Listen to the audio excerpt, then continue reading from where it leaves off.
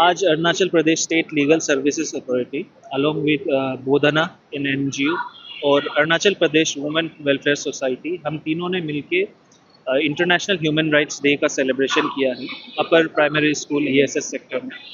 तो यहाँ पे एनजीओ बोधना एनजीओ ने एक एक्टिविटी कराया जिनके थ्रू जेंडर स्टीरियोटाइप और डिस्क्रिमिनेशन के बारे में बच्चों को समझाया गया।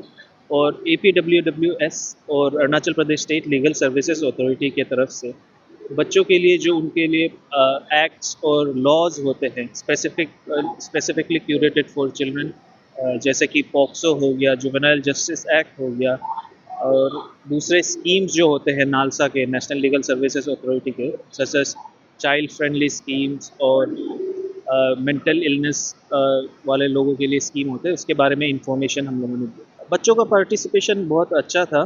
तो ये क्योंकि अपर प्राइमरी स्कूल है तो क्लास 1 से लेके क्लास 8 तक के बच्चे थे, वो लोग बहुत ही एनर्जेटिक थे।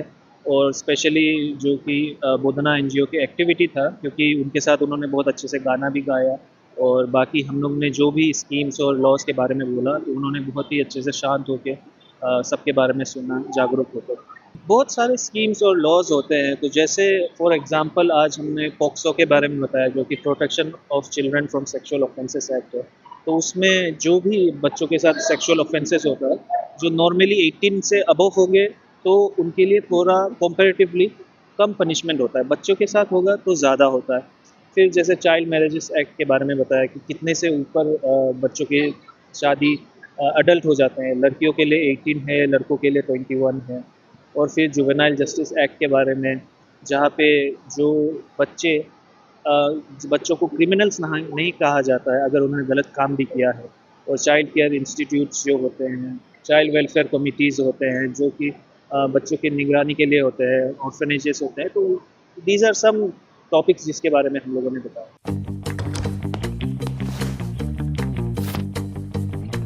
Eats, the fastest online food delivery service of Arunachal. Download the app now. So we are from this organization called Bodhana NGO, which is based in Guwahati, Assam, and we are doing this annual traveling art and film festival, which is a global campaign against gender-based violence.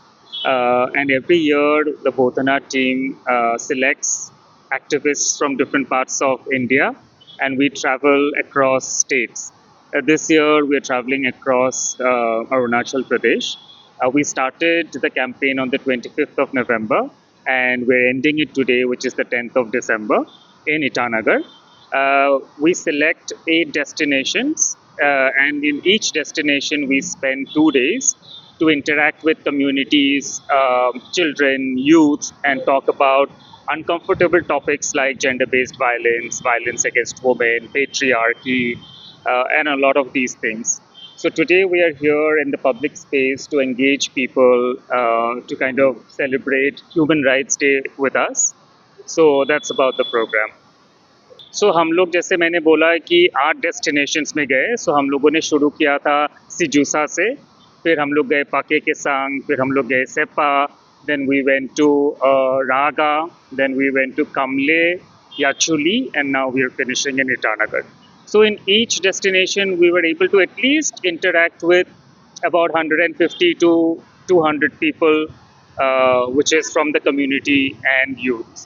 Okay, so human right, हमारे सब के साथ human rights तो है, लेकिन हम उसको कितना practice कर पाते हैं, and should we even actually, are we in a space and time where we are able to practice all our human rights? Because of a lot of discrimination, because of a lot of things that are happening around us, we are unable to practice a lot of human rights. So हम बस लोगों के पास जागरूकता फैलाने के लिए आए हैं कि हमारे जो ह्यूमन राइट्स है वो हमें प्रैक्टिस करना चाहिए, पर एट द सेम टाइम सबका सॉलिडारिटी बहुत ज़रूरी है, from I think family to our society, from the government and everywhere. And सब अगर एकजुट होके हम ह्यूमन राइट्स के बारे में सोचेंगे तो ही ये संभव हो पाएगा. But otherwise, you know, it just will become a very unsafe space for a lot of us to practice our own human rights. मेरी त्वचा बातें करती है उज्ज्वलता और कोमलता की भाषा में, और उस भाषा का सीक्रेट कोई मॉइस्चराइजर नहीं, इटालियन ऑलिव ऑयल और जड़ी बूटी के गुणों से समृद्ध Jack olive oil body oil है। जैक ऑलिव ऑयल, कविता जैसी त्वचा जगाए मन में नए सुर।